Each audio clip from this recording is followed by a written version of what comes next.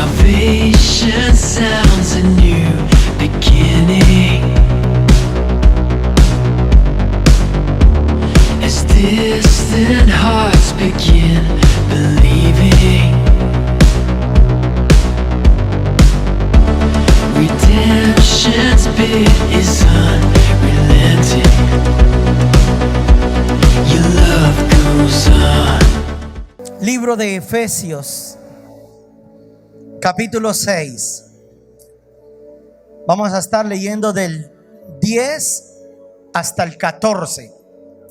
Dice: por lo demás, hermanos míos, fortaleceos en el Señor y en el poder de su fuerza. Vestíos de toda la armadura de Dios, para que podáis estar firmes contra las acechanzas del diablo.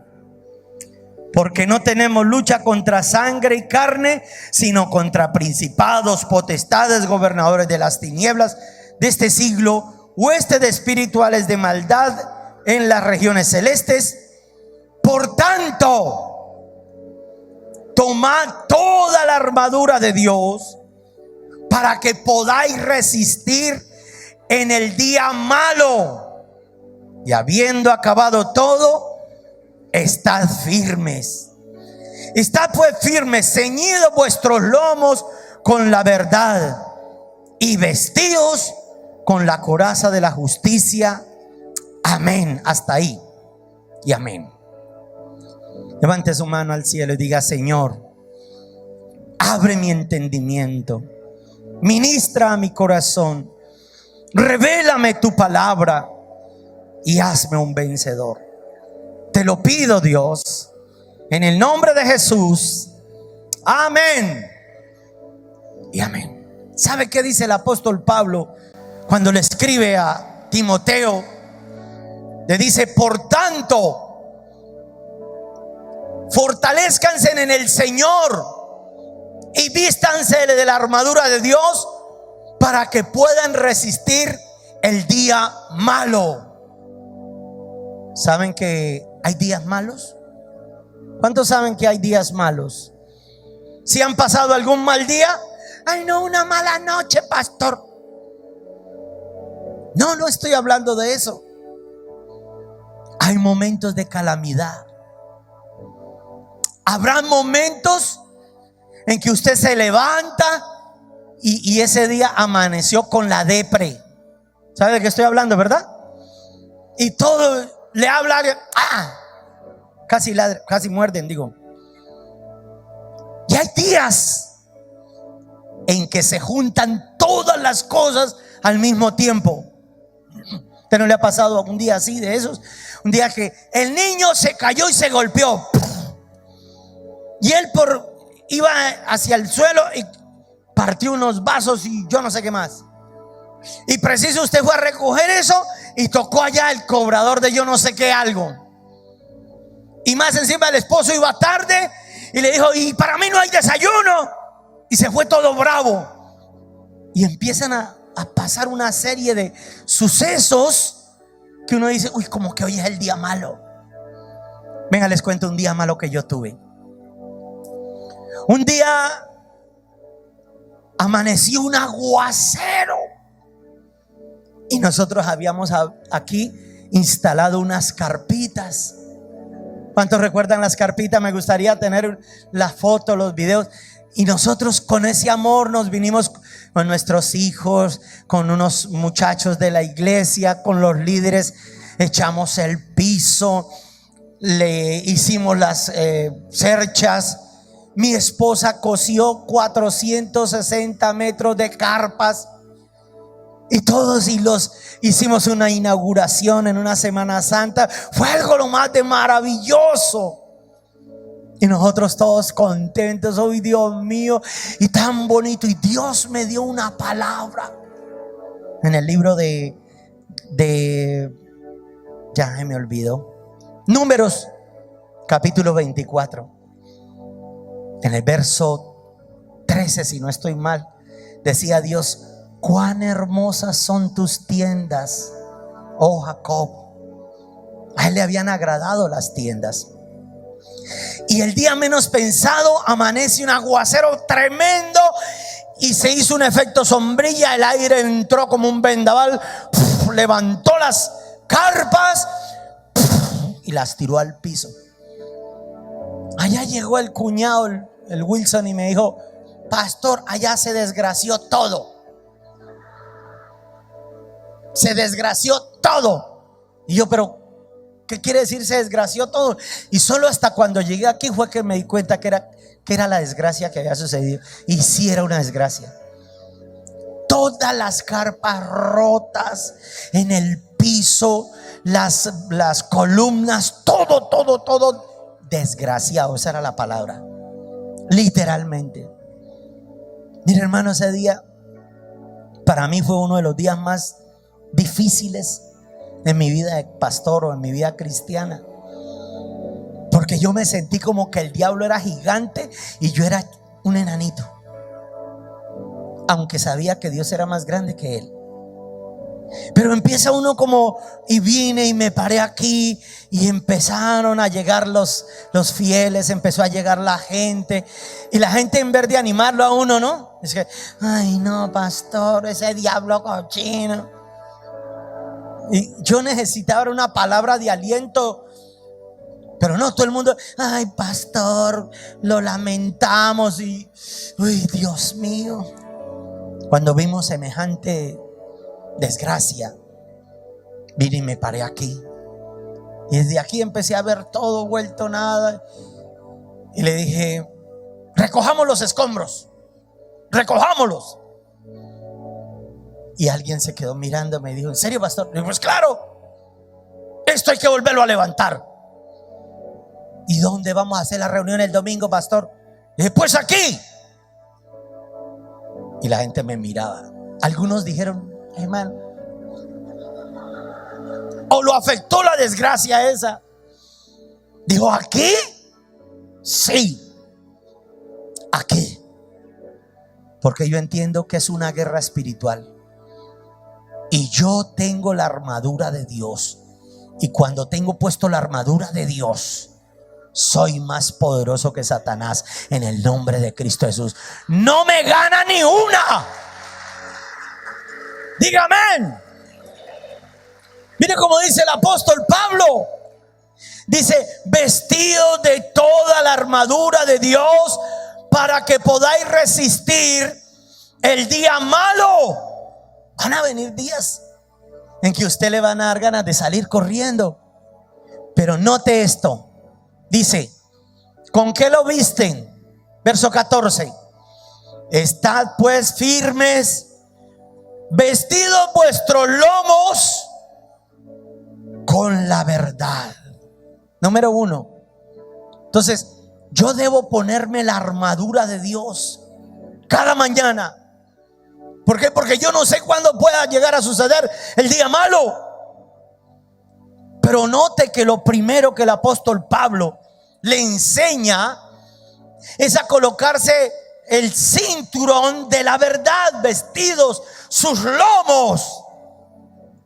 Y esta armadura de Dios, él dice: la primera prenda a vestirse tiene que ser el cinturón de la verdad. ¿Cómo así el cinturón de la verdad? Escúcheme, le suplico a Dios que abra su entendimiento para que usted a partir de hoy pueda empezar a hacer la guerra espiritual de esta manera. Al cinturón de la verdad son como los pensamientos en el corazón del hombre. Hay que ceñirlos, hay que atarlos. Y esto va muy relacionado con el primer derramamiento de la sangre de Jesús. Por eso, cuando dice ceñidos sus lomos, es amarre sus pensamientos. Porque en el día malo es cuando usted empieza de una vez a desanimarse, o a pensar cosas indebidas, o a creer que el Dios que tenemos no me puede ayudar. ¿Y por qué va unido al primer derramamiento de la sangre del Cordero? Porque Jesús también lo padeció.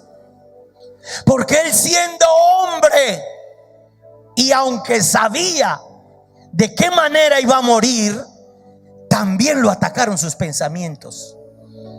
Porque él, igual que todos nosotros, también padecía, tenía que padecerlo todo. Y por eso va al huerto de Getsemaní y le pide ayuda a los discípulos. Dicen: oremos hasta la muerte. Pero se va él un poquito a solas y los calabazos se acuestan a dormir. Como el líder que no madruga a orar en la intercesión de la iglesia. Y entonces Jesús va y con sus pensamientos le pregunta a Dios: Señor, ¿será posible que pase de mí esta copa? ¿Qué estaba pensando Jesús? Como hombre, en carne, en sus tentaciones, se acerca la hora del día malo. Estoy al borde de mi peor momento, donde el enemigo se podía creer que le había derrotado. Y también piensa: ¿habrá otra manera de salvar la humanidad? ¿Será que tú me puedes salvar de esta? Porque él sabía cómo habría de morir. Entonces, por eso el apóstol Pablo dice: lo primero que debemos hacer es ceñirnos de la verdad. ¿Y cuál es la verdad? La palabra de Dios. La palabra de Dios. Jesús, al igual que nosotros, él entró en el día malo y tenía que sujetar sus emociones, sus sentimientos. Y ahí es cuando él derrama, dice que derramó su sudor como grandes gotas de sangre, llevando cautivos los pensamientos a la mente y a la obediencia en Cristo Jesús. ¿Qué es lo primero que usted piensa cuando viene algo malo? ¿Qué es lo primero que usted piensa? Sujete los pensamientos. Y usted tiene que sujetarlos ¿cómo? Con el cinturón de la verdad. Sujetarlos. Aunque las circunstancias me muestren algo diferente, yo voy a llevar sujetos estos pensamientos por el cinturón de la verdad, que es la palabra de Dios, y les aplico la sangre del primer derramamiento de Cristo Jesús en el huerto de Getsemaní, y llevo cautivo todo pensamiento a la mente y a la obediencia en Cristo Jesús, Señor nuestro. ¿Qué es lo primero que usted piensa cuando el hijo no llega a la casa y a uno se le atraviesan pensamientos negativos? ¿Será que lo atropelló un carro? Cuando el esposo o el cónyuge no llegan temprano, ya quién sabe con quién andará. Pensamientos negativos. Cuando usted necesita pasar una buena hoja de vida, pero usted ve que las personas que están pasando también la hoja de vida en la misma empresa, puede ser que hasta más capacitados estén que usted, o hasta tenga más vara, más, no sé, inclinación allá política. ¿Y qué es lo primero que se le viene a la mente?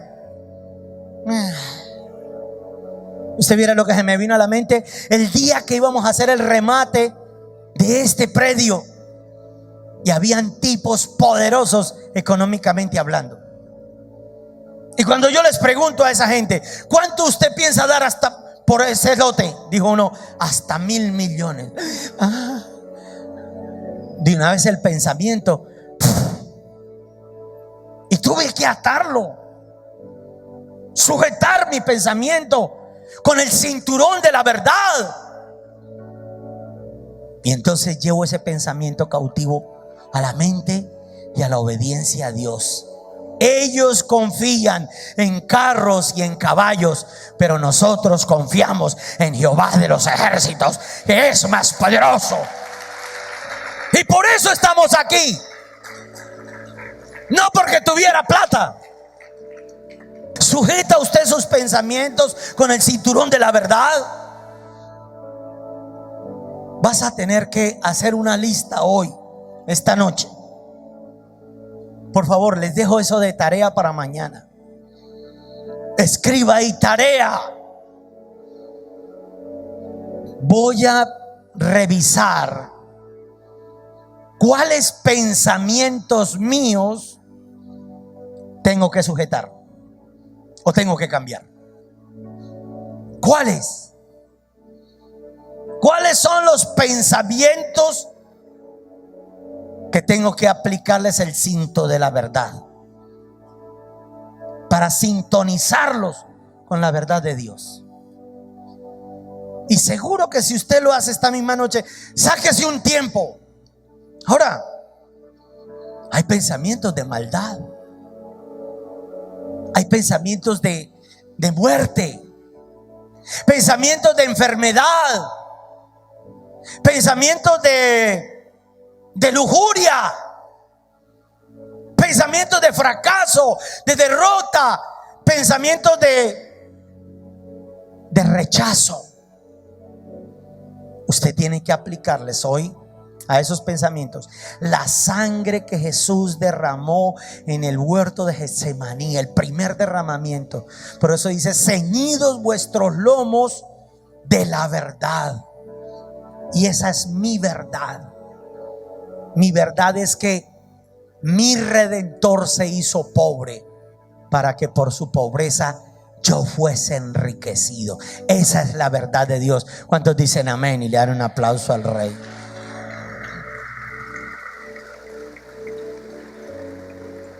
Primera de Corintios capítulo 2 verso 16. Yo quiero que lo leamos todos. Primera de Corintios capítulo 2 verso 16. Dice, es impresionante esta palabra. Verso 16 dice: porque ¿quién conoció la mente del Señor? ¿Quién le instruirá? Diga, mas nosotros tenemos la mente de Cristo. Y la segunda prenda de la coraza de la armadura de Dios está en el verso 14b. Primero dice: estad firmes, ceñidos vuestros lomos con la verdad y vestidos con la coraza de la justicia. Escúcheme, la coraza de la justicia era la que cubría el pecho y la espalda. Y esa coraza de la justicia era la que Jesús también debía llevar nuestro pecado, nuestra maldición, para podernos redimir. El segundo derramamiento, ¿cuál es? La sangre que Jesús derramó de sus espaldas por causa de los 39 azotes. ¿Y eso qué tiene que ver con la coraza de justicia? Porque dice en Isaías capítulo 53, dice: el herido fue por mis rebeliones, molido por mis pecados. La paga de mi paz fue sobre él, y por sus llagas yo he sido sanado. ¿Qué quiere decir esto? Escúcheme. Que esa espalda de Jesús,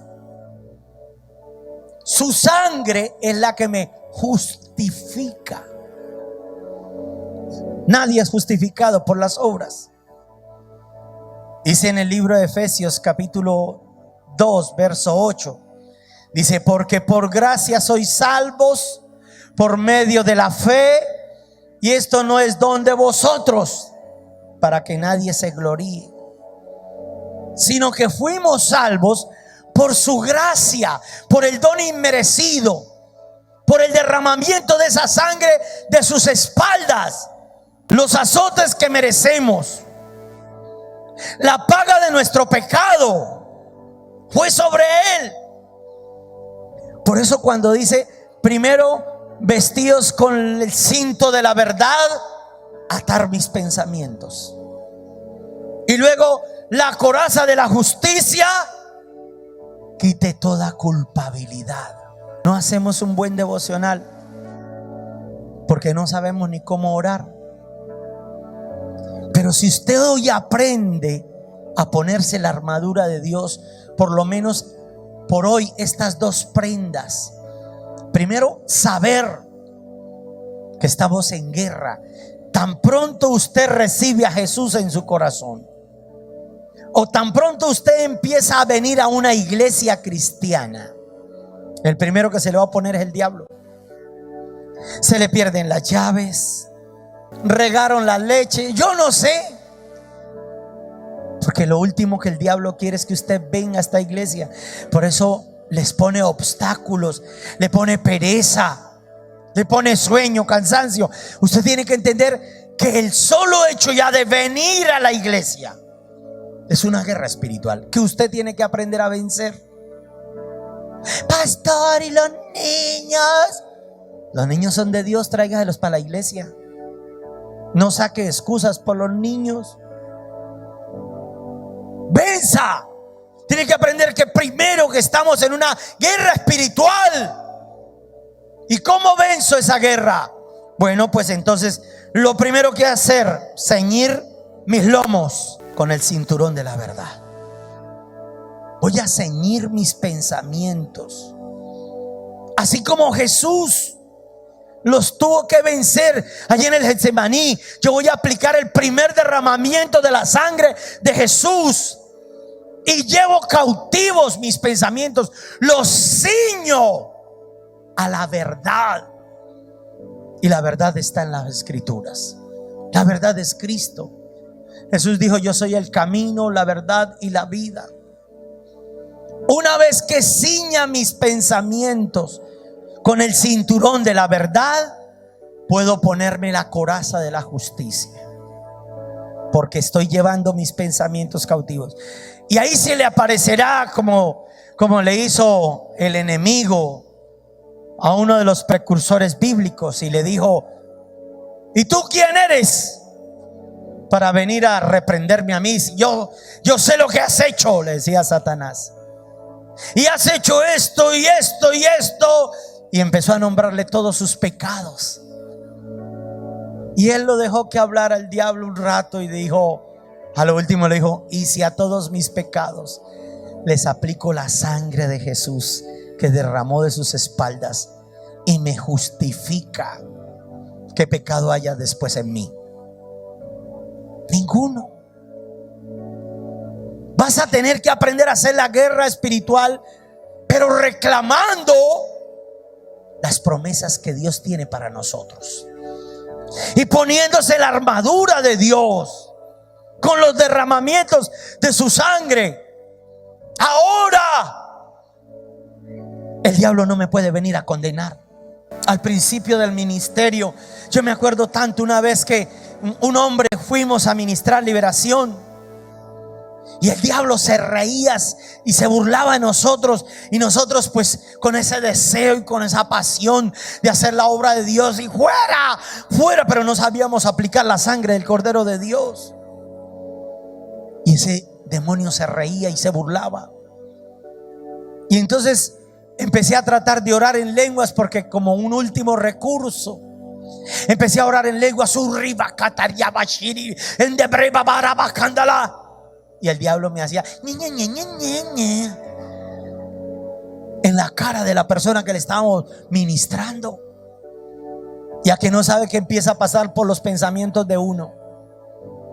Le empiezan a pasar pensamientos de quién sabe en qué pecado estoy, la condenación, la culpabilidad. O empieza el enemigo a creerse que es más poderoso. Empiezan a pasar pensamientos hasta que el Espíritu de Dios, en su infinita misericordia, me mandó un pensamiento él, y dijo: dígale al diablo cuál será su fin. Ay, sí, porque era que se me reía. Se me burlaba. Y cuando me acerco a la persona le dije: Satanás, para mí está preestablecida la victoria si persevero hasta el fin. Pero para ti solo te espera el lago que arde de fuego y azufre. Tan pronto le cité la palabra de Dios, el diablo empezó a llorar a través de la mujer, de la persona que estábamos ministrando liberación. Eso es llevar los pensamientos con el cinturón de la verdad, ceñidos, firmes para resistir al día malo o hasta el mismo malo que se nos venga a presentar.